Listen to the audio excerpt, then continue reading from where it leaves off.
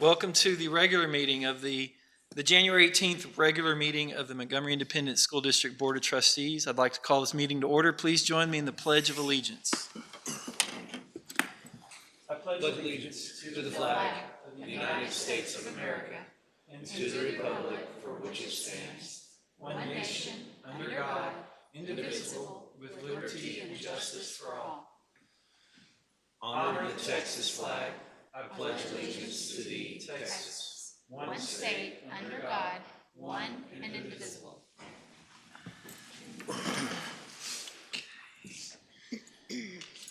All right, Dr. Morrison, are there any special recognitions tonight? Dr. Fuller, there actually is, and so I would like to ask Justin Moreno, our Executive Director of Communications, to come forward and share who is going to be recognized. Good evening. This month, January, across the state of Texas, is School Board Recognition Month. So our special recognition tonight is our 7 board trustees. On behalf of Montgomery ISD staff, we want to thank you for your leadership, all the hours that you put in to leading us through unprecedented, yes, I said it, unprecedented times. Along the walls, you'll see some artwork that was created by every elementary school student in the district to recognize you. We also have some up front here that we wanted to gift you just as a show of appreciation for all the work you do. So again, the theme of this month is Rising Above, and we're so proud in Montgomery ISD to have risen above all of the noise that you're seeing in public education, and that's under your leadership. So we also wanted to have a little fun. You know, most people in this room know what a school board trustee does, so we wanted to get out to the campuses and talk to students, and we asked them what exactly they thought a school board member does. So we have a short video to play. Oh boy.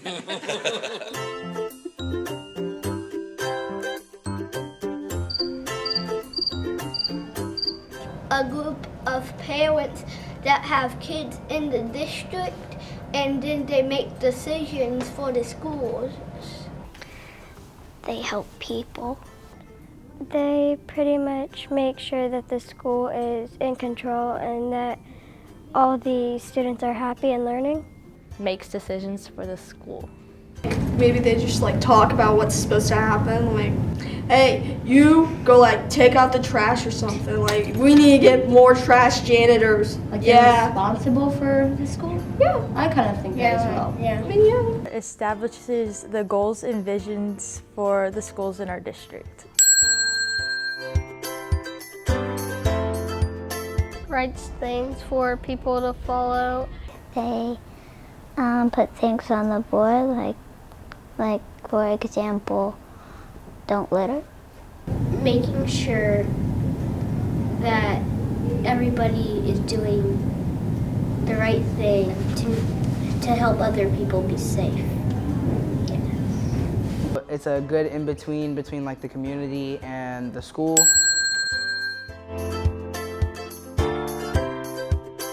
It's where you put the goal, you earn something and they put a star right on a board for teachers to see so they know what to do. I don't know. If we need new school supplies or if we need new cabinet space or anything more to help our school, they can help us. Overlooks decisions that are being made for the district and for the betterment of the students and the faculty that work in the district. They give us all the resources and ensure that we have the best place to learn. Probably take care of all the big events, like the fundraiser, the Apex fundraiser. They make important decisions to better our education and outside curricular activities.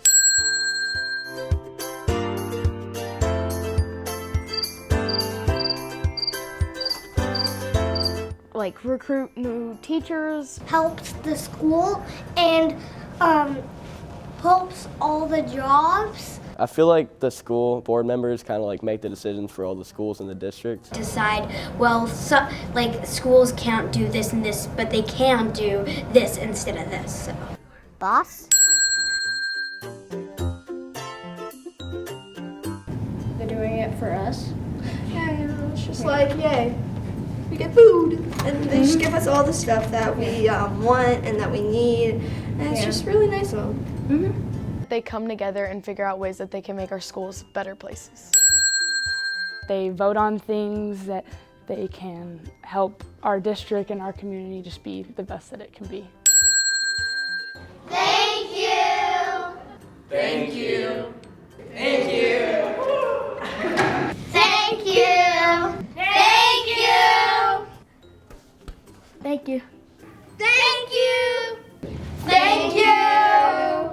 Thank you from MHS. Woo! Thank you.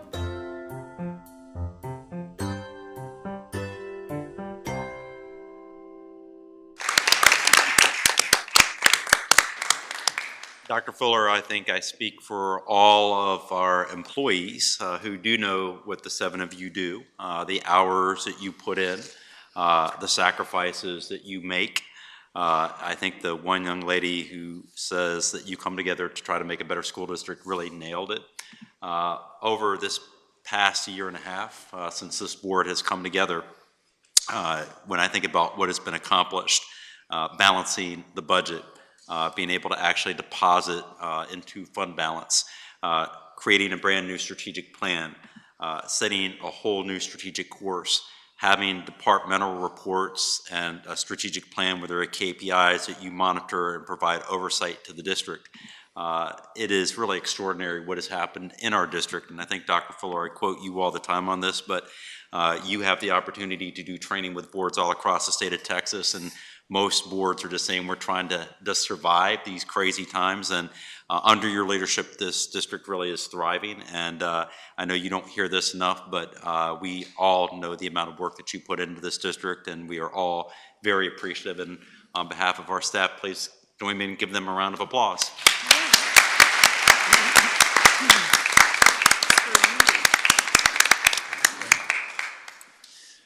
Well, I'm not crying, you're crying, so thank you for that. That's a great video. And Hold on one second, Jessica Grace. Jessica's got something. Brings hot air balloons for you, and we would like to get a picture of each of you holding Oh, them. very good. Picture.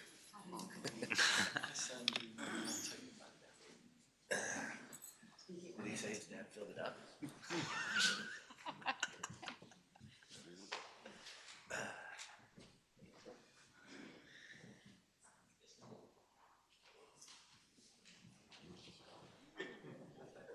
Tried to select ones that were very, colorful.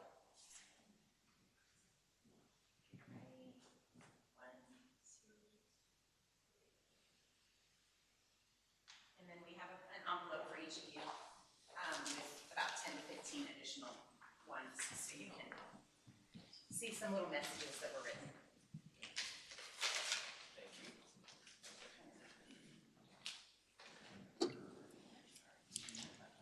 Yeah. Thank you, guys.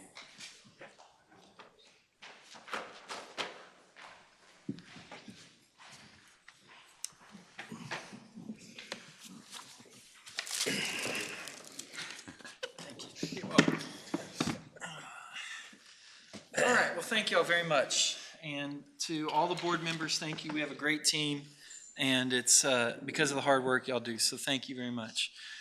Moving on, are there any public comments?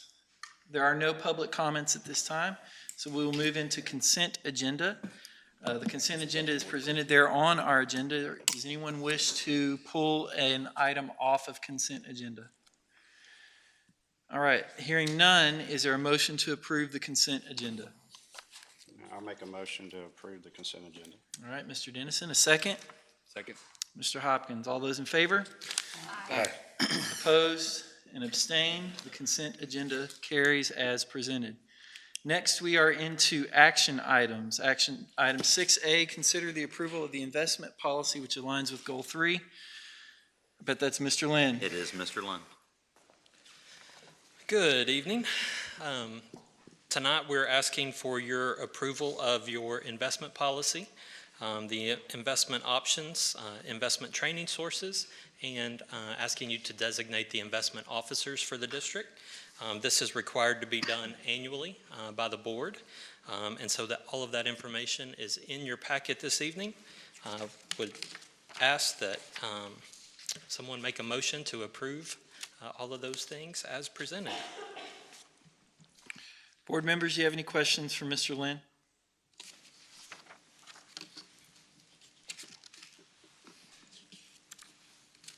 I think we're getting our computers going here, Chris. Just give us 1 second. No problem. Questions, comments? This is not an exciting agenda item, but unfortunately it is one that is required for us to do annually, so we bring it to you in January. That way we get it checked off early in the year. So just one question for those in the public. What do our investment officers do for us as a district? Sure. Tonight we're asking that you select myself and the future Executive Director of Financial Services to be the investment officers. That allows us to transfer funds into the investment accounts and within the investment accounts as needed.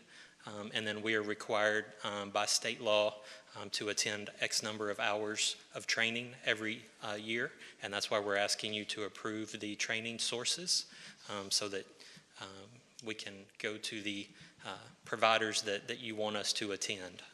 So, like I said, hasn't changed a whole lot in 20 years, and it's not going to get any more exciting, but it's just something we have to do every year. Will we have to revisit this when we get a name? As long as the title is in there, which is in your board packet, Okay. we're covered. Well, I'll make a motion. All right, Ms. Porton. I'll make a motion to approve the investment officers, training sources, investment options, and investment policy as recommended. Mr. Hammond seconds. All those in favor? Aye. Opposed? Abstain? Have fun, Chris. That Thank sounds you. like a blast. All right, next up on the action items, action item 6B, intent to vote on the District of Innovation Plan Renewal, which aligns with all our goals. Dr. Busby. All right, good evening. So District of Innovation, we first became a District of Innovation 5 years ago. Being a District of Innovation allows us to have a little bit of flexibility with certain education codes and policies. Not any education code or policy, but certain ones that we can look at and see if they just need a little bit of a tweak to benefit the district and allow us to do a couple of unique things. So in February 2017, we adopted our original District of Innovation Plan.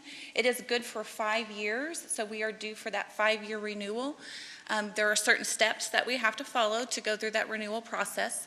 So we started that with our District Advisory Committee back in October. They reviewed our current plan and provided some feedback, and we looked at possible revisions. We came back again. They had some opportunity to give some feedback, but then we came back again in December to look at that final draft, and then that draft was then posted on our website for review. So just to kind of review what those changes were, they were just some minor tweaks. One of them is the uniform school start date. So currently it does say students may not begin school before the 4th Monday in August. This is a flexibility that we have had in our district the last 5 years to kind of look at that and determine what's best for the district. So we're going to continue with that. Class size ratio. This is also something we have had. This is to look at that 22-to-1 ratio, which was kindergarten through 4th grade. Legislation has since passed that it also includes pre-kindergarten for that 22-to-1 ratio. So that is the only update to that piece that we would like to include. Again, this is not to say that we're not going to follow 22-to-1. What this does, it gives us a little bit of flexibility so that the day you get 23, you don't have to make a change. You can kind of wait and see if semester is the best time to make a change, or maybe you have some that are about to withdraw, and then the next week you're back in ratio. So that just kind of gives us that flexibility to not have to act immediately. We also have the 90% attendance rule. So this law says that a student has to be in their classroom 90% of the time in order to being able to pass, get credit for that class. This flexibility allows us to do some alternate things, especially at our high school level, where we might offer some courses like an Edgenuity and things like that in order for them to gain that credit so that they don't lose an entire semester of work.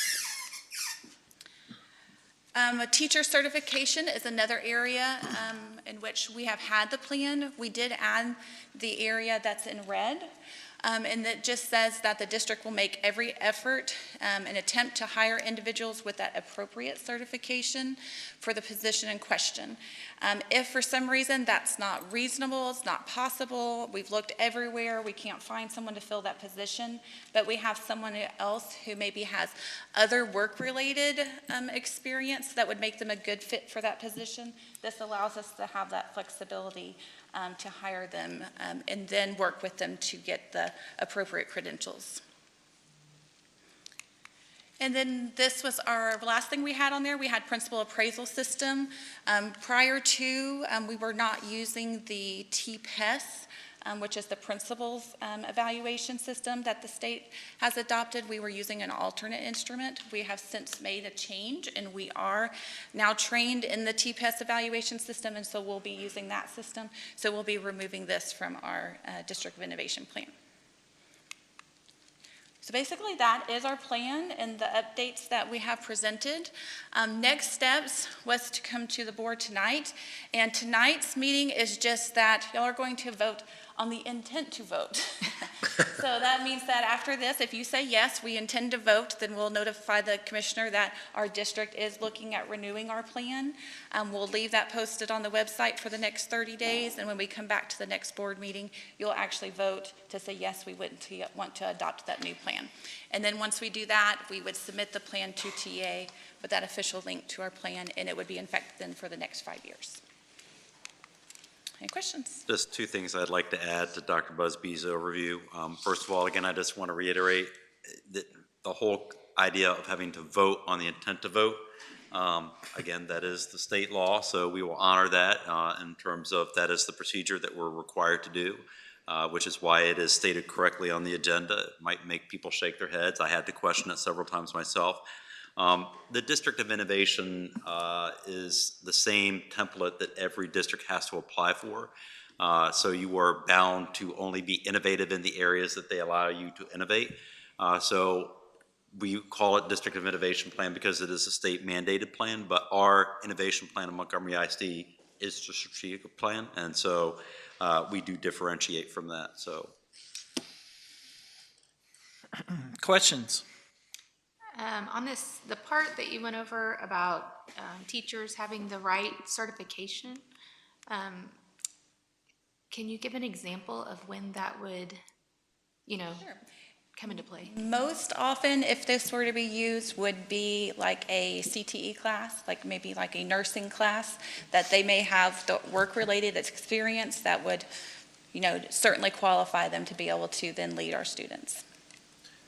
And I know we changed the verbiage here from current to proposed, is with in reference to what she was talking about, the certification. We've already adopted that practice in the past. That is We're just correct. changing, okay. Yes, the that is language. correct. So currently, the part that says currently, that is actually what policy says we should follow. Other questions? I'd like to say the piece about TPES. I don't want anyone to think that we're removing it because we're going to a lower standard. Our language does say that we're currently held to a much higher standard. I personally think TPES is a strong system of evaluation. I know we have some principals here who might contribute to that comment as well. Dr. Morrison might have an opinion. So I don't want anyone to think that we're somehow or another lowering standards just because our prior language was not there. TPES is a solid system. So. I think Dr. Fuller, our principals would say the system that we're currently using with TPAS is more rigorous and actually will help the same with T-TEST with our teachers, help grow professional capabilities. I'm really proud of the fact that our principals last year, we looked at this and this is the direction that we needed to go. You do have the option in the District of Innovation to create your own system of evaluation, but that takes an enormous amount of focus, time, resources, and inevitably most districts that try that end up going back to a state system, because even in your attempt to create your own system, you have to do so much that aligns to state standards and state regulations that you only have a limited amount that you can actually veer off of. So everyone who says we have our own system looks pretty much like TPAS anyway. All right, any other questions? Well, I'd like to take a stab at butchering this language for our motion, if you don't mind. So, board members, I'd motion that we direct the superintendent to notify the Commissioner of Education of the board's intent to vote on the adoption of the proposed District of Innovation plan. Can I please get a second so I don't have to say it again? Second. I'm glad you did Mr. that. Hopkins. All those in favor? Aye. Opposed? And abstain, that motion carries. Thank y'all. Thank you. Okay, next up, we are into item 7, our information items. And we have an excellent opportunity tonight. We have a lot of folks that have been working really hard on a bond community task force, and they're going to give their presentation. So, Mr. Lynn? Yes, sir. Good evening again. I went from the least exciting agenda item to the most exciting agenda item. I like it when that happens. But as you said, we are here this evening. There's going to be several representatives from the Community Bond Task Force. They're going to present their work over the last 3 months and provide you ultimately with their recommendation for consideration of a bond. We got here tonight through a journey. It started, by presenting demographic data, and I don't want to step on their presentation, but they kind of walked this same journey. We gave you demographic data earlier in 2021, then presented you with some facility assessment information. And then based on those two pieces, this board said, administration, move forward and at least consider whether or not a bond is warranted and put together this task force. And so through the help of our principals, through nominations from this board, Dr. Morrison and other community members, we assembled a committee, a task force to look at all these issues and ultimately come before you tonight. And so that's what we're here to do. Before, if you don't mind, if I could have just a second, we do have a lot of guests in the audience, and so if there are a member of this task force, I would ask for them to please stand so that we could just acknowledge them briefly.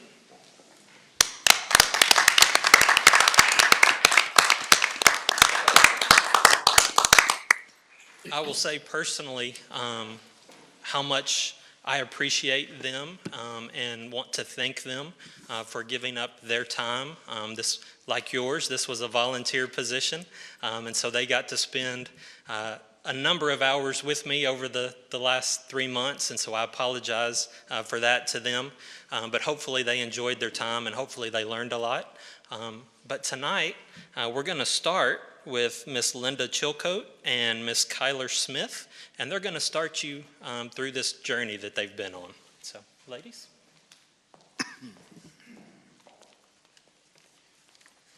Good evening. Thank you for taking the time to be here tonight to listen to our task force's bond proposal.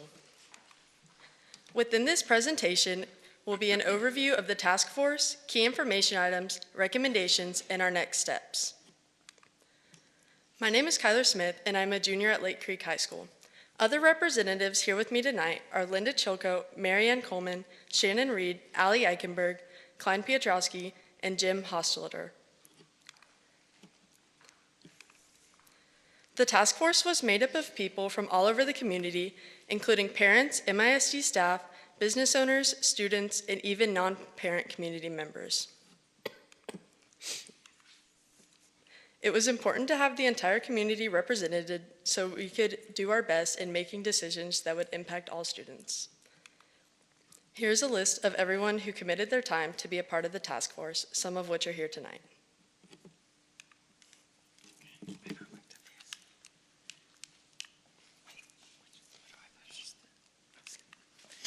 Okay, so we met, I wanted to go over the meetings. We started meeting in October. We had 6 meetings, a couple times a month through December, and they were scheduled at different campuses, and we were invited to go on a tour. The principals were gracious enough to take the members on a tour after our meeting so that we could see some of the highlights and some of the things that maybe were a concern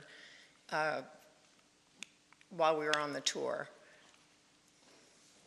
So we were charged with considering the educational needs of all students and the current financial position and funding methods. We wanted to make sure that all our decisions were fiscally sound, and then we're here to report those findings. So these were the meetings that we had. You can see that we met a couple times each month, October, November, and December, at different locations.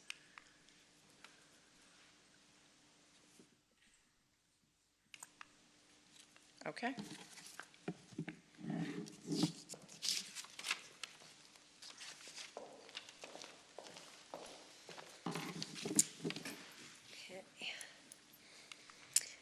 As a task force, we study different district information, demographic projects, financial status, building conditions, opportunities for students, and more. We encourage anyone who wants to see the full data that we were able to discover and investigate at our 6 meetings, go to the website. It says Paving Our Path Beyond 2020 section of the website, and you will be able to find all of the information and the minutes of every single meeting. It's not difficult to drive around the city of Montgomery and see the growth. Everywhere you turn, there's a community popping up. Given this, Montgomery hired a company called Population and Survey Analyst, PASA, to conduct a demographic study to see how the growth would impact our schools. Based on PASA's results, the district knew it was likely that 3 out of our 6 elementary schools, as well as Lake Creek High School, would exceed capacity by 2025. These charts show the enrollment projections for each campus as of January 2021. The orange highlights signify when the campus would exceed maximum capacity. So here's the elementary, junior high, and then high school. However, growth appears to be occurring at a much faster rate than the study. Dr. Morrison shared with us at our meetings that over the last few months, he met with the major builders in the areas and learned that several of the projects that were part of the study have accelerated, and there's even more housing being included in those projects. Additionally, he learned of other projects that were not included in the study, and they're still receiving final approval. With that in mind, this will result in even more enrollment in Montgomery ISD. In addition to understanding how growth would impact our schools, Montgomery ISD wanted to know the current condition of each facility and how to prepare for the future. We have many wonderful campuses and facilities in this district. Some of them have historical aspects to them, which I learned when I moved here many years ago. And with that, these buildings are aging, and many improvements are necessary. The assessment addressed each campus and the facility in the district. Here you can see an example.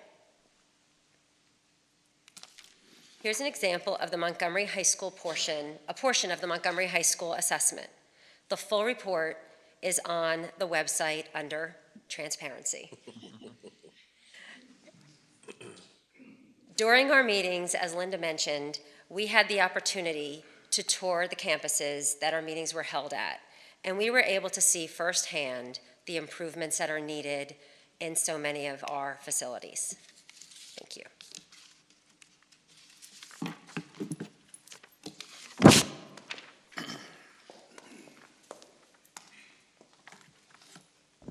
Good evening, Board. Thank you for letting us come in and share this project with you tonight. You know, one of the things that we were charged with, as Linda said at the beginning, is to make sure that anything we looked at and proposed was going to be fiscally sound. And in order to do that, we had to look closely at the structure for school finance and also project costs to make sure that we were recommending something that was going to be appropriate. So as with any project, there's more than just the construction costs involved. And this chart is a great way to make that come clear. Budgets include soft costs like building permits and surveys. There's also the furnishings, the furniture that goes into the rooms of the buildings that we build. All of the technology that has to go with it, land purchases as well. And of course, there's going to be contingencies that we can't even imagine today that could happen as we go along this journey. So when you couple all of that together with the costs for today, incorporating the escalation, we end up with an entire total budget that we will be able to recommend. So we wanted to understand a little bit better how our taxes work, because when we're talking about a bond and we have to ask the taxpayers to make a decision on this, we thought this would be a great moment for our committee to understand where our money goes and how the buckets work for school funding. So each year, a school district will adopt 2 tax rates, and that determines the total tax rate that we feel on our property taxes. First bucket is M&O, and that's our maintenance and operations, or what we would generally call our general fund. And then the INS bucket is where we handle our debt service. So let's take a look for a second at what each of those represents to our local taxpayer. So in our M&O budget, our general fund, that's where we cover our day-to-day maintenance, the operations of the district. So that includes all of the salaries that we pay to our teachers and staff, bus repairs, other maintenance, fuel, the consumables, school supplies, materials, utilities like our water, electricity, and those things. So to an individual homeowner, that might feel like your regular expenses in your home. That might be your house repairs or the fuel for your car, routine services and maintenance, groceries, cleaning supplies, utilities, those kinds of regular occurring expenses. Then on the INS side, or the debt service side of the tax rate, those are the big ticket items that you might take out a loan for your home. That new building construction, existing building renovations, land purchases, program-specific equipment that might be a one-time purchase, technology, and school buses. So for that to relate to an average citizen in a home, that may be you're buying a new home, or a new car, or land for your home, or maybe a house renovation. Those types of things are on the INS side. So then when we consider our local tax efforts here, how do those 2 buckets work for us? Our annual district budget is passed by you, our school board, and 80%, actually we learned during this whole process, that 80% of that M&O actually supports our personnel salaries and those related costs, while the INS side and that bucket cannot at all be used for salaries or for paying those daily expenses. They're only to repay debt for the big purchases. Currently, we took a look at our tax rate right now. Our M&O tax rate is 0.8857 cents, and our INS rate at 0.3743, giving us a total tax rate of $1.26 per $100 valuation on your property. And this last slide, I think, is important to understand where we have been over the last several years in our taxes collected here in Montgomery ISD. And you can see that we are at our lowest rate in the last 17 years. And you'll notice House Bill 3 was a significant impact even in 2019 to compress that more.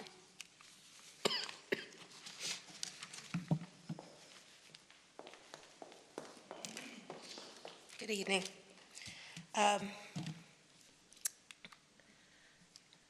One of the things that we proposed was Cte Facilities for the kids. We studied this district strategic plan and how different projects would align with the goals for the future of MISD. As you can see from this timeline, the process started in 2020 and set out many different initiatives for the district to prioritize. If you can see the progress of the MISD strategic plan on the district website as well. Education has evolved quite a bit since we were in school. Today, nearly 40% of kids who graduate from MISD do not go to college, but rather go straight into the workforce. College is very expensive. Families can't afford it anymore. Kids are forced to decide what they want to do at 18. This helps with their opportunities in learning what they're interested in. We have the opportunity to equip kids with the knowledge, skills, and certifications for high-quality jobs once they graduate through career and technical education programs. The strategic plan helps MISD identify a series of key goals and strategies to achieve them. One set of goals focused on CTE opportunities for the students. Career and technical education programs offer a sequence of courses that provide students with coherent and rigorous content. CTE content is aligned with challenging academic standards and relevant technical knowledge and skills needed to prepare for further education and careers in current and emerging professions. About 36% of students are not going to college after graduation. These programs also provide for students who do choose to go to college, as it can help them decide what they want to study and get hands-on experience of what they plan to study. Based on the information study, the task force found these three things were the main drivers of need: growth, facility upgrades, and career and technical education opportunities. That led the task force to unanimously support the recommendations of a $326 million bond for the district facility improvements, new schools, and central CTE center, and more. It was important as a task force for us to consider the ag program offerings at MISD and how we could better provide for the students that participate in ag. That's something that's really lacking, and it's a big proponent of our area.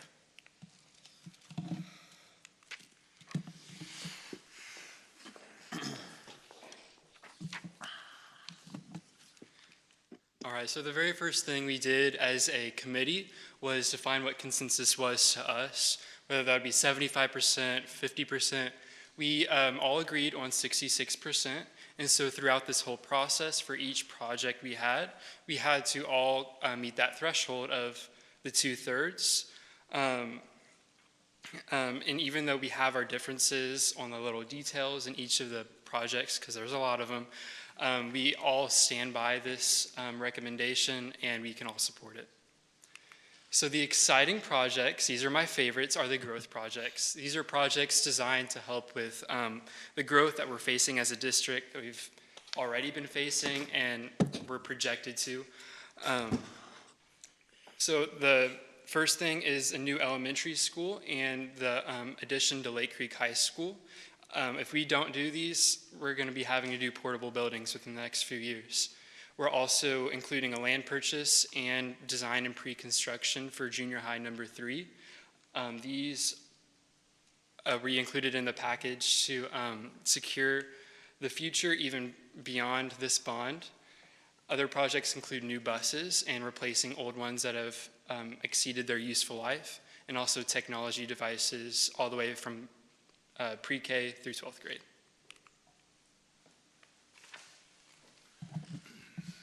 Good job. Thank you. But wait, there's more. My name is Jim Hosteller. I just want to thank President Fuller, Dr. Morrison, and the entire board for the opportunity to participate in this task force. It's been very educational for me, very enlightening for me as well. So thank you once again. I think what I want to do is summarize where we really are to close this out. But let me remind everybody that there are three driving factors behind this whole task force recommendation, and that's the growth, which we have nothing to do about. I mean, it's going to happen. We have the facility upgrades, which I'll get into that in a moment, and then we have the CTE programs. Those three key factors, I think, are the crux of everything that we've done thus far. Now, I backed up a couple of slides from where Klein was. The growth projects, I think the numbers speak for themselves. It's absolutely essential that we do something for the number of elementary students we expect, and we're rapidly reaching capacity on the Lake Creek High School. The task force took a hard look at all these things, and there's, I think, the consensus for the new elementary school was like 89%. Well over the 66% threshold that we had established. Because it takes 2 years to build a new school from scratch, some money was included to acquire property and do some initial design, permitting, and other pre-construction projects. And these items were approved with a 70% consensus of the task force. Further growth projects, the new buses are reaching a significant issue because there are 35 buses that are currently past their useful life. And these are a near immediate problem that has to be solved. The technology devices, well, I should say there was 100% consensus on that item. The technology devices are the desktops, laptops, and stuff primarily. $5.4 million. I was shocked to learn that the level of technology being used in those classrooms today are probably 5 years beyond what industry uses today. They've moved well past that on a technology basis. And what we're teaching kids today won't help them go out and get a job if they have to use old software to be successful. So once again, there was an 86% consensus on the technology devices. On the facility upgrade projects, most people think of MISD as being 10 schools, but there's really like 16 different facilities. And when you look at the study that was mentioned earlier, the executive summary is 216 pages long. Makes great sleep-inducing. It'll cure insomnia. But the bottom line on those facility requirements in that report says that the district is $60 million behind on maintenance of their existing facilities. That's scary. And when you add inflation and the 1 to 2, maybe even 3 years it'll take to get all that work done, that number is going to jump probably to about 75,000. That's a big number, but that's, again, not something we have a lot of control over. We just need to get it done. But the report was published last May. It was a snapshot. And to my consternation, I had a lot of discussion with Chris Lynn about this. I believe the district needs a 5-year plan of what are all the assets in the district, what's the expected life cycle of those assets, where are we in that life cycle of assets, and how many times are we going to have to replace those assets over the next 5 to 10 years? Because if we have another bond issue 6, 7, 8 years out, this $75,000 isn't going to get us there. So we're going to need to come up with an alternative. Chris assures me that he has a plan in place to do the study necessary, but obviously we have to get a bond on the election process before he can really feel comfortable with proceeding with that study. But that's an essential element that I didn't see and didn't hear much about, and kind of concerned me. The security and safety, I think you all know that something new almost every week is reported about assaults, attacks, incidents in schools all around the country, around the world for that matter, but I mean, it's close to home. And that was another one where we reached consensus at 100% that a number of upgrades needed to be done in terms of security cameras, tasers, intrusion alarms, additional security facilities and equipment to make certain that our kids are kept safe while they're in school. There are also 2 transportation facilities. The report said they're in reasonably good shape, yet they still have a couple $1 million in things that need to be fixed. And again, the consensus was 100% that they obviously need to be fixed if they're going to keep the buses running. Comparability improvements was an area that sort of a concept that was new to me, but it's essential that we remove all the physical and functional variations between the schools, so no one school is considered, deficient as compared to another school. The consensus here was like 92%, and that's everything from classroom equipment, furniture, fine arts improvements, playgrounds, shade for the playgrounds, things like that. There are also 3 projects on here related to athletics.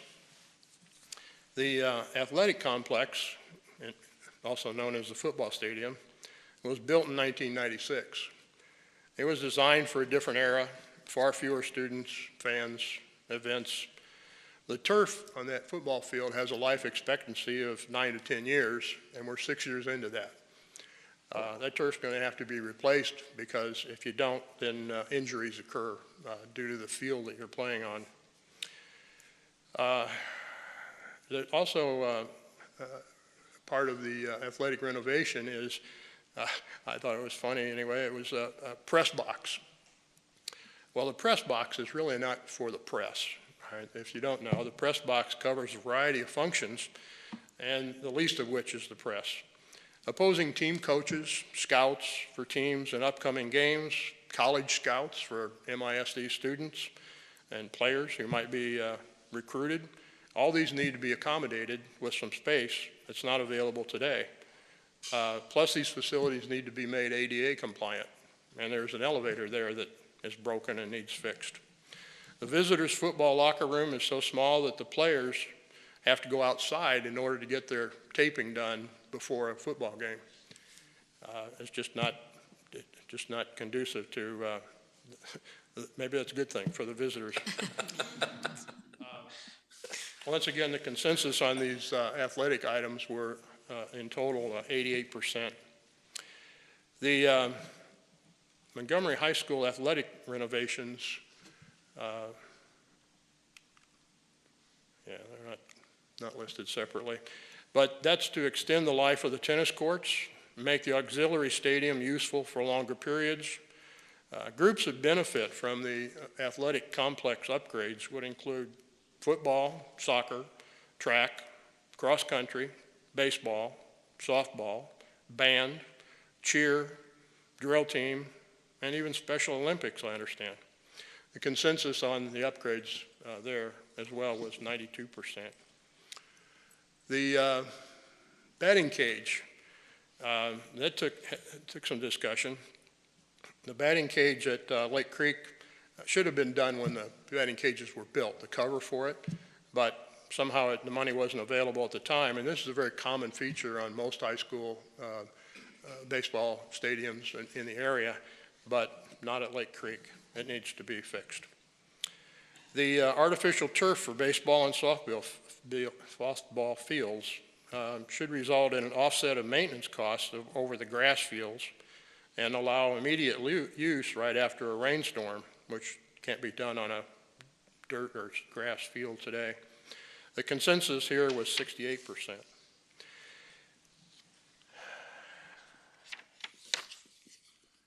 And then the two CTE projects, one of which has been covered to a great extent already, really engendered a lot of discussion. And it was ultimately decided that the CTE Center would be a single location serving both high schools, and it would have a lot of capabilities that you might not expect if it gets built ultimately to its full potential. They could be teaching everything from aerospace engineering, auto technology, audiovisual, construction, cosmetology, culinary arts, floral design, robotics, health science, welding, shop and storage for competition bills, plumbing, and electrical. The consensus on the CTE facility was 86%. And that's for a single location. Now, the other CTE project is a centralized Ag Science Center. Today it's known as an Ag Barn. It is an Ag Barn. But a centralized Ag Science Center would be much more. There would be a show arena. There would be instructional spaces for the vet tech program. They would be able to service folks who want to bring their animals in for various veterinarian services. It's the one area, however, that we did not get a consensus from the task force. In general, the consensus was, yes, we need an Ag Science Center.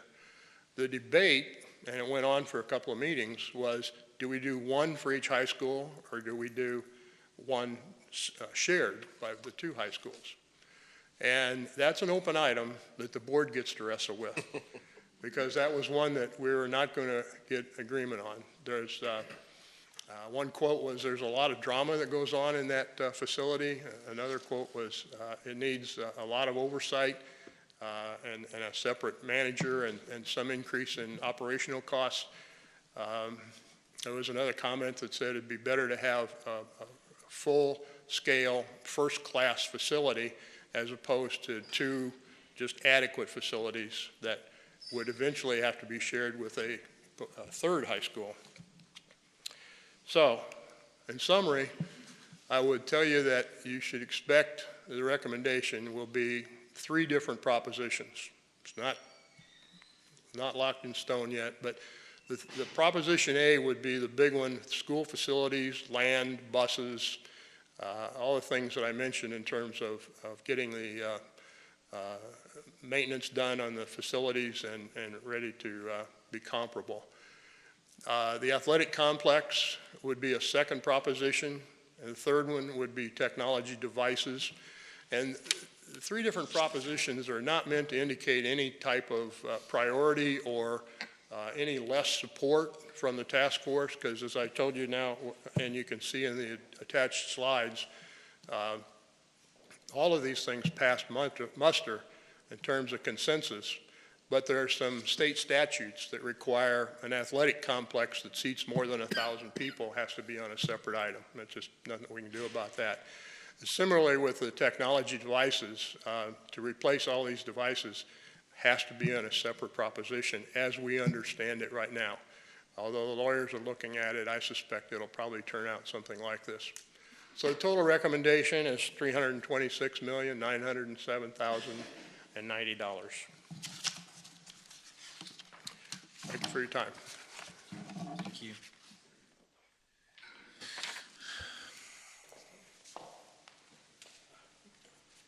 So, As you can see, a very talented group of individuals were on this committee.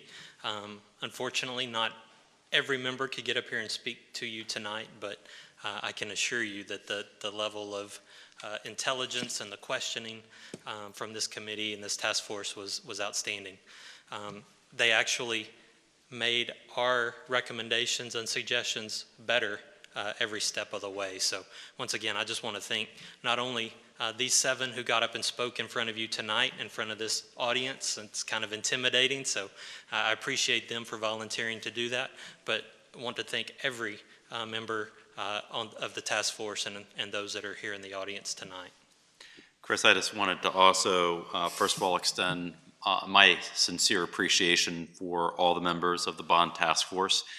It was long hours at a time of holiday and pandemic and all sorts of reasons why people might have said, hey, maybe I'll skip a meeting. Not only did we have incredibly committed individuals, but the level of conversation, discourse, questions was some of the best I've ever been, and this is not my first bond rodeo. I will say, in reflection of this process, my staff has been doing what we take great pride in. We look at all the data. We're constantly trying to think about how to make a better district and ultimately how we're going to forge recommendations that come in front of the school board.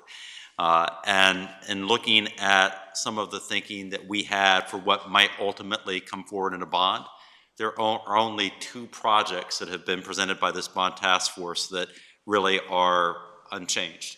And that is Elementary 7 and an addition to Lake Creek. Every other project that is being recommended is either modified, altered, or completely new being presented to you from the extraordinary work of this bond task force. And that just speaks to the quality of individuals that served and their commitment to do right by Montgomery ISD. I also want to acknowledge that in addition to having our many members of our task force here, we also have our principals. I can't tell you how much I appreciate that they are here tonight. They have busy evenings every night doing things at their schools, but I made a commitment to them when I became superintendent that we would make no important decisions in this district without their important input. So every step along the way, we have been keeping them informed, asking for their input. They are living some of the challenges that we're seeing as this potential bond as a solution to solve. Whether it's chillers going out, whether it's aged facilities, needing to make sure all of our facilities are comparable, trying to address the many challenges of COVID in a world where our technology is somewhat lagging, to accommodate the increased enrollment of students. Their leadership has made it manageable, and their recommendations and input into this process has been invaluable. So, I'll be happy to answer any questions that you might have.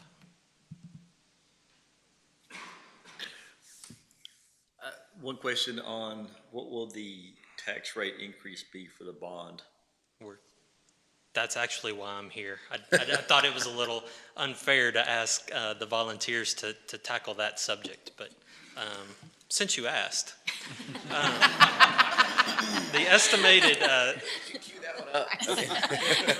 $26.9 million bond would result in less than a penny increase to the tax rate. And so the average home in Montgomery ISD is valued at $350,000. So for the average homeowner in Montgomery ISD, that equates to an increase of $22.29 per year, okay? Once again, that's per year. So divide that by 12, you can get your monthly increase just over $1.50, $1.80 a month is what that number comes out to be. And that is assuming that the the homestead exemption stays as it currently is at $25,000. Also on this May election, should you call for the bond referendum, there will be a statewide referendum that will ask voters whether they want to increase that homestead exemption from $25,000 to $40,000.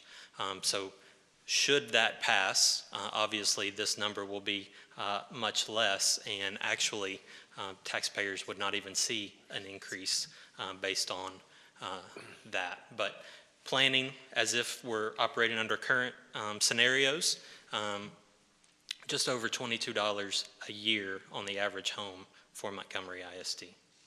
And that's based on current. Based on current values. Right. Yes, sir. Okay. Can we ask board members, are there any other tax questions? All right, Chris, sorry, go ahead. Were you going to say something? I've got one more slide, but I can wait till you're done. Nope, I was going to go back now, but take it away. Chris, can I ask one question? Absolutely. If the committee had recommended a bond that did not have as many items and it fell short of what would require any tax increase, what would the voter go into voting on election day see and verbiage? So no matter if it was this amount or if it was less that did not actually require a tax rate increase, the language on the ballot would say this is a tax rate increase, okay? And so that was something that this task force struggled with in messaging. And if there is no tax increase, how is the district going to be able to communicate that message to the voters where all they hear is there is no tax rate increase, there is no tax rate increase, and then they get to vote and it says this is a tax rate increase, okay? And so ultimately, the needs of the district drove to this dollar amount, but the ballot language will actually match the actual impact, which is there will be a small tax rate increase with this proposed bond package. So Chris, the tax rate increase isn't static though, so it's based on the draw that we take, right? Correct. So under normal circumstances, a $326.9 million bond, we are not going to go out and sell all $326 million worth of bonds at one time. So we have prioritized these estimates based on a 4-year drawdown. So the tax rate is impacted as those bonds are actually sold. So the first $100 million or whatever dollar amount that the district chooses to sell, that is what the homeowner would be taxed upon, not the full $326 million until obviously all of those have been sold. So this rate's rationalized based on what we think we would draw? Yes, this is based on that draw, and that 0.007 number is the largest tax, that's the year where it has the largest impact to the tax payer. And so that's how we're communicating this. Obviously, there will be years when the impact is lower than that, but the highest impact would be that 0.007. So, Chris, one question I have is if the board were to call for this and if the citizens of Montgomery voted in favor of the bond, it brings our tax rate to like 1.27, maybe 1.26. It's 1.267. Okay. That's still pretty relatively comparable to what other local districts are doing. It doesn't throw us out of whack with any of our financial plans, correct? Sure. Every district has their own priorities, and so some of their tax rates, I'm not going to stand up here and be an expert on other districts' tax rates, but as a taxpayer myself in this district, I would not be alarmed seeing a total tax rate of 1.267. Okay, as Shannon Reed so graciously and eloquently pointed out earlier, this is the lowest tax rate that this district has seen in a number of years, and that is in part to the Board of Trustees, previous boards of trustees, and also some legislative efforts from the state of Texas, okay? I would love for us to be able to take all the credit, but we got to give credit where credit is due. And so it's a combination of everybody being focused on keeping that tax rate as low as possible for our taxpayers. And then also when we look at some of the documents on our website, we look at our total debt and our total encumbrance for this. And this is a big number, Chris. And so I understand. Are we in line with good practice in our INS tax rate and all that kind of stuff? The thing that taxpayers need to understand is we are only able to issue bonds that our tax rate will allow us to pay for, okay? And so the maximum INS tax rate that is allowed by state law is 50 cents, okay? And so right now, back on Shannon's slide, we are at 0.3743, okay? So we are nowhere near that 50-cent maximum.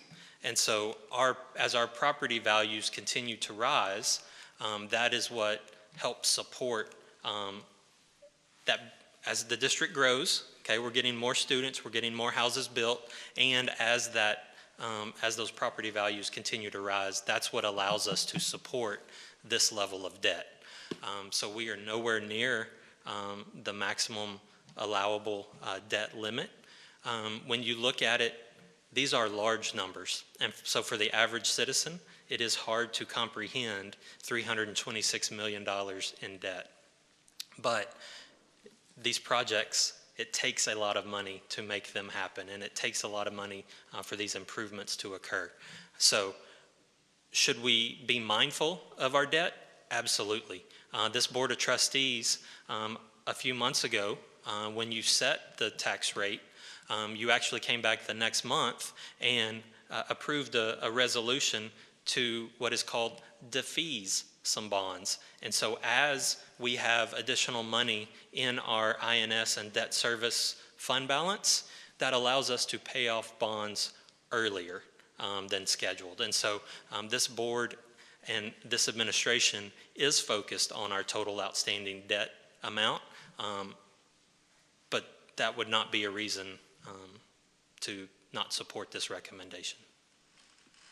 Thank you. Did that answer your question? Absolutely, and you actually took the words right out of my mouth, because I was going to mention that we've paid off some bonds early, but thanks for doing that for me, Chris. So what comes next? I think it's important for everybody to understand tonight, this is just a recommendation from your community bond task force. And as Mr. Hostetler said, unfortunately you have one issue that the board has to wrangle with, and that is on the Ag Science Center. But the deadline for this Board of Trustees to call for a bond election is Friday, February the 18th. Your next regularly scheduled board meeting is Tuesday, February the 15th. So if you choose to call for an election, you would meet that deadline. Prior to getting to that board meeting, the district has scheduled 2 town hall meetings, one on January the 26th at Montgomery High School, and one on February 2nd at Lake Creek High School. And the purpose of those town halls is to share this information that's been shared with you this evening, and to gather some input from the community prior to this board making a decision to move forward or not to move forward. Should the board decide to call for an election, the deadline to register to vote is Thursday, April the 7th. Early voting will take place between April 25th and May the 3rd, and actual election day is Saturday, May the 7th, 2022. So that kind of lays out what is up next. And then we also have a board workshop, Chris? We have a board workshop that's scheduled for Tuesday, February the 8th, and that gives this board an additional opportunity to discuss any information related to this bond, make sure that you have all of the facts, answer all of your questions, provide you with any information that you need prior to having to make a decision on February 15th. And Chris, the one project obviously that did not meet the 66% was around ag. Yes, sir. Would you say that that was because there was not support for doing amazing things for ag in Montgomery ISD? No, sir. I would say that it was unanimous that something needed to be done for the ag program for Montgomery ISD. The issue was, are we doing one that's centralized, or are we doing 2, one at each high school? And that was really the issue. There was full support that something needed to be done for the ag program in Montgomery ISD. And great conversations and great advocacy on both sides of the issue. But Again, just in our presentation tonight, we want to make sure that for our board and our public, again, I think you said it, Chris, unanimous, I would say 100%, we want to do some great things for ag and Montgomery ISD. Yeah, that was never in question. Other questions? That answered mine. Well, I want to quote Dr. Morrison at one of the meetings. I attended all the meetings, and to everyone that was there, I wish the population at large could see how y'all worked. It was a great example of democracy in action. It was a great example of how a community should come together to discuss an issue, mostly because we didn't agree on everything, but we were respectful. We hashed out a lot of great issues. I keep saying we. Y'all did that. And, you know, I think y'all have emulated for us what we need to do as a board next and continue that process. So with that, accept our sincere thank you, and please be in touch in the next month. We have a pretty big decision to make ahead of us, guys, so thank y'all. All right, thank you. Thank you. All right, next information item is item 7B, the Texas Academic Performance Report. Dr. Morrison? We have Mr. McFadden, our Assistant Superintendent of Secondary and current interim principal at Lake Creek High School, so doing two jobs. He's walking really slow up here. That would be a great time for anyone on the bond task force or also our principals who might need to have some other obligations you need to fulfill tonight to excuse yourself if you would like to. Mr. McFadden thinks he's the show tonight, but really it was the bond task force. But we're excited about hearing from Mr. McFadden as well, so thank you.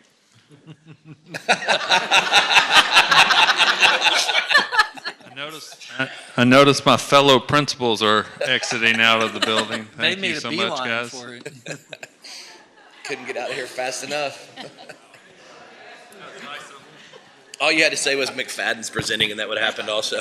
That's right. Hokey charm. I have 45 minutes, so buckle up. So now we're getting.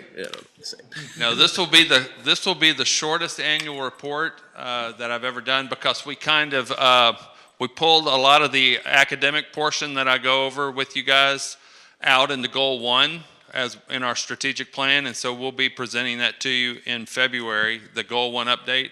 And yes, and we also had presented all of the state data 2 board meetings prior, so all that information you've seen, and we will go over it again when we do the Goal 1 update on the board.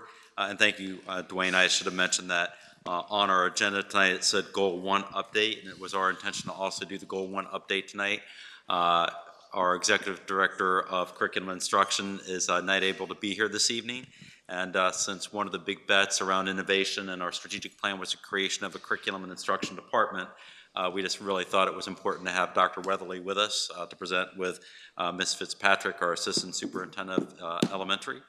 So we will give you that Goal 1 update in February.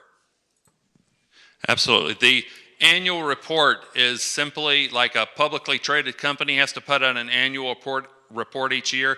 It's the closing of the 2021 school year. It's statutorily required by our legislature to do this, and so that's the first piece I have is it's Texas Education Code says we have to put one together. The reason we do it in January is because the last piece of information we get that's final is the TAPER report, which is a big part of this, and that's the Texas Academic Performance Report for our schools. We've already got the data. We had the data in August. I presented it to you by schools where we looked at our COVID slide, but now it's aggregated for our district. All the kids that are in 3rd grade are going to be reported. All the kids that are in 3rd grade through EOC English 2 will be aggregated into a reading score, and then all our math scores will be aggregated together. But that's only one part of the annual report. And so basically I'm going to scratch the surface of the 7 sections, and Ms.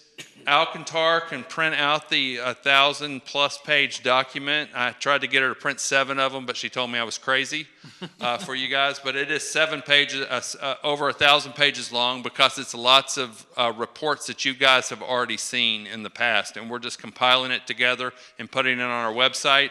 It is on the About MISD tab under Accountability Information, And there is a link, and you can get, I think, all the way back to 2012 annual report, and they're all listed there, and you can look over time how we've done if you choose to do that. And I'll put it up against anybody's report as sleeping material, because it's, like I said, it's reports that you've seen. There are seven sections. I'm going to go through them. The first one is the academic performance report. It's compiled by TEA, uses PEIMS data, uses student assessment data.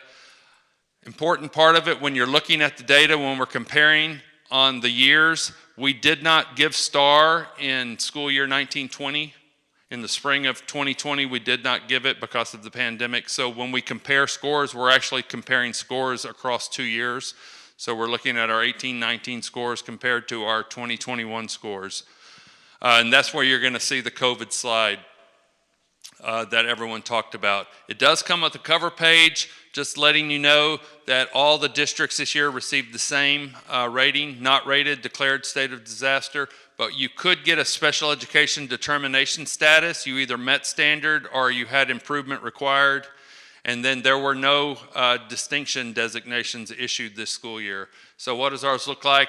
The district report looks like this: not rated, declared state of disaster, and for our special education determination status, we met requirements, which is the highest that you can get. So those look good. There's nothing in this report that's going to look out of line to us. STAR performance, I always like to keep reminding you, just like we do with teachers, the 3 levels that you can make on the STAR: approaches grade levels, the low bar; meets grade levels, really where we want all kids to be. 80 to 95% of our kids should be able to get to the meets grade level, which is an A or college ready. And then the master's level is what is close to perfect, like an A+. So we, of course, like we do every year, we surpass the state averages and the Region 6 average at the approaches level. Internally, we set 80 to 95 as our goal in those areas. And so when you look at the data in the gray bars, it's the state, and you can see 18, 19, and then 2021, huge drop of right there in all subjects was 12 percentage points. If you look at Montgomery on the purple side, probably should have changed that to a neutral color now that I'm at Lake Creek. 4 points. So quite a smaller drop. That's in all subjects. You can look across in reading. We went from 85 to 82, 91 to 87 in math, 91 to 87. The state went from 82 to 66. That's a huge COVID slide. That's why you're hearing a lot about it. Ours are all statistically pretty close to being kind of a bad year instead of this catastrophic year that you could have seen. And so all of our scores are right about our 80 to 95 threshold that we like to see. Writing is going away. I've told you year after year, the state has no idea what they're doing with the writing test, and they still don't, so they just did away with it. And now they're going to put writing incorporated into the reading test and the other subject area test as well. So we're doing well there. Quickly, at the meets, which is the college level, the A, we surpass everyone again. 60 to 80% is where we'd like most of our kids to be, or all of our kids to be. You can see here, the slide's still evident.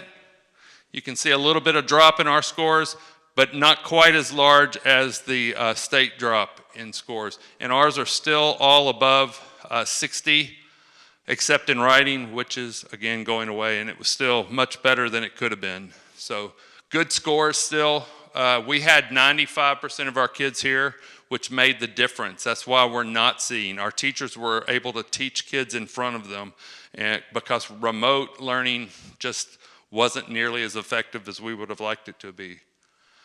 And then finally at the A+, or the close to perfect, we want 30 to 40% of our kids. This is where we saw some drop, but they're still small drops, but we're not quite there in reading with our 30 to 40% of our kids being at the close to perfect A+ level, so we're still working there. We dropped a little bit in math. Our math scores are incredible. 39 or 34% now of our kids are scoring perfect on those exams, which is pretty impressive. We actually went up in science to 30%, and we dropped 2 points in our high social studies score. So our scores are great, is what we're trying to get across to you. And this is summed across every grade in our district. Mr. McFadden, I think the other thing in reviewing these, and again, you compare yourself to prior performance, you compare yourself to others. The majority of our students met the threshold of taking the test last year. In many districts, many students did not take the test because they didn't take it online and they did not take it in person. And in many cases, the students who did not take the test in those districts were students who would not have done very well on that test. So it's going to be interesting this year as the state has more, well, all students are back for in-person instruction, and therefore will take the test, how this all shakes out. And we think that will just make the gap even wider. I don't say that feeling good about Montgomery ISD, but you have a lot of other districts and boards that probably are a little bit nervous getting the same report tonight if they realize that this is a small number of their students or a reduced number of students taking that test. And they should be asking the question, you know, were the students who took the test the ones that usually are the ones who do well or the ones who would have struggled? So. And I really believe that's why we're seeing the reaction from the legislature with House Bill 4545 and some of these other bills, because they're seeing these massive gaps in some of these districts, and they know they've got to do extra for these kids. The thing that I won't go into that. The pressure seems to be on people. We think we've got to make that gap up in 1 year, but really to make progress with kids, you just have to take them from where they are and add another year of progress, and more if you can. And so we've tried to take the pressure off our teachers of thinking, I got to make this gap up all in 1 year. We really don't. We just got to move them a year of progress and keep them moving forward, and we'll get there. And so there's lots of stress on teachers about this COVID slide and these big gaps in people, and you know, you hear it all the time. Their mental health, they're beat down. The kids are feeling like I'm behind. We've just got to calm everyone down, and we're going to move forward a year at a time and get as much in as we can. The second part of the annual report is financial standard reports. You guys see many more reports than what you're going to see in this thing, but we're required to print out some actual reports for each campus and the district, and they're included. I would not be the one qualified to go through these reports, so I'm not going to. But they are in the report.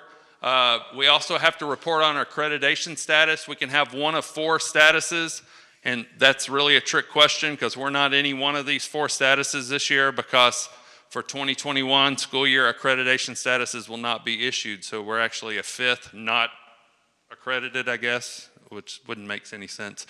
I guess we continue with our accreditation from the previous year. That has to be in there. Campus performance objectives, we do this in our district as in all other public schools with our campus improvement plans. We bring them to you at the beginning of every year. They have performance objectives in them. They're tied to our strategic plan now because we have the board set 5 different goals for us.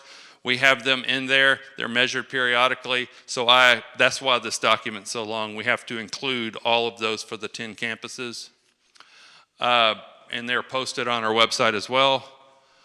This one, everyone gets a lot of interest on the report on violent or criminal incidents in our schools. This one's required. I just want to caution you, these are extreme. These are not things like marijuana in your school. They're not a fight. They're not an assault of a kid, a simple assault of a kid. They're things like murder, aggravated assault. Well, we can see what they are. Possessed firearms, possessed an illegal knife. That doesn't mean a pocket knife, because we do have kids that get caught with a pocket knife. Prohibited weapons, capital murder, aggravated sexual assault, those kind of things, they're big. The one that we do have some of is number 36, and it's felony controlled substance violation. This is the elementary. I am happy to say we have 0 of these incidents in the elementary campuses. At the high school campuses and the junior high campuses, we had 4 felony controlled substance at MHS. We had 0 at Lake Creek, 3 at Montgomery Junior High, and 1 at Oak Hills Junior High. We did go back and match up with our monthly incident reports to verify. We know which students these were and which incidents these were. This is by far not all of the things we deal with. These are just the big categories. And these are primarily THC vape pens. There could also be something like a felony pill, like if you have a prescription drug pill, if a kid has one on them, it's a felony amount. And so they could have fallen in that category. That's still really good data, because we are going to have some of these things, because we are a reflection of our community and our society, and those things are in our community and our society. But they're there, and we report them, and we're well below the threshold before we would ever be considered a persistently dangerous school district or school. The next thing is, I like the interesting thing, and finally we've gotten it across because I heard the data reflected in our bond proposal, where they talk about how many of our kids go to college, and it's not as many as people once thought. We're required to present this data to you. We don't collect it. The Texas Higher Education Coordinating Board collects it for us, and it is on 18-19 graduates, so there isn't a Lake Creek High School at this point. They haven't graduated anyone, so it's only Montgomery High School, and it's for the fall of 19, spring of 20, and summer of 20, and it looks like this. So Montgomery High School, 4-year public university, we had 162 kids go. 2-year public college, 185, and 23 that went to independent colleges and universities. That's 370. If you divide that by the total number of high school graduates and multiply it times 100, you get 63%. So for that year, 63% of our kids went to college, some type of college. That means 37% of our kids did not. So that's why we need to do something for those 37%, and CTE is the answer to that. Career training, technical training, and the state is fully behind that for the first time ever that I can think of. Can I ask a quick question? Yes. On that 63%, do you know over the last, 5 or 10 years, has our percentage changed in Montgomery? Nice that you asked that. Oh. Because the 6-year average, that's so awesome. good at this. Y'all are getting so good at this. The 6-year average is 61%. You can see it's kind of fluctuated a little bit, but it's always somewhere around that amount. That's crazy that y'all would ask that. And Mr. McFadden, how does this compare with our other districts? It compares, we are at the top of the surrounding. We compare with College Park and the Woodlands High School and Oak Ridge High School, and we're well above some of the other high schools in our area. I normally would have put that in there before we've compared ourselves, but I took it out so that I wouldn't talk for 45 minutes because I like to talk. And again, just for the board, you know this, but for the viewing community, we're really proud of all of our students who choose to go on to post-secondary education, whether it's 4-year, 2-year independent colleges or universities, and we want, through the strategic plan, for students to graduate and be ready to go right into credit-bearing courses, and so that is our focus, and that's the goals under Goal 1 of our strategic plan. But there are still going to be a large number of students who choose not to go to college, or at least not to go to college right away. And there are amazing opportunities to go right into good paying careers. And as a district, that really, we've heard that repeatedly from the community, is an area that we need to really do more for those students. And so that has been another focus of the strategic plan, is to up our game in CTE. And could not have been prouder of the conversations in the bond task force, because that was really embraced by that committee to continue our focus on having students go and graduate and go and be ready for post-secondary opportunities at college, but also to do right by our students who choose not to take that as a pathway, or at least not an initial pathway. And that leads us to the 7th section, which is the glossary.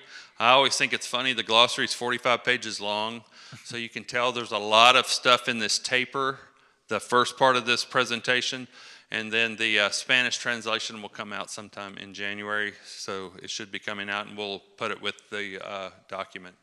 And that is the annual report in a nutshell. Any questions? Christine, can you print them all a copy before they go home? Ms. Alcantar, please don't. Dwayne, real quick, 2 questions for me. Traditionally, this is the report that yields us the A through F rating. When is that coming back? Do we have any indication? It should be coming back. You know, we don't have progress, and progress is, because you have to have 2 years in a row, and since we skipped a year, we can't have progress. Progress is a large part of the A through F. Okay. And so we don't have those. We will have them in August, and they will start back with the A through F on this year's data, this year and last year's data.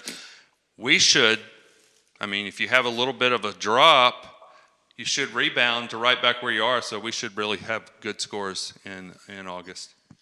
Great. Well, that was my next question. And so I'm actually one of the folks that loves hearing the taper report, and I think this is going to be your last time to do a taper, correct? It definitely is, yeah, for sure.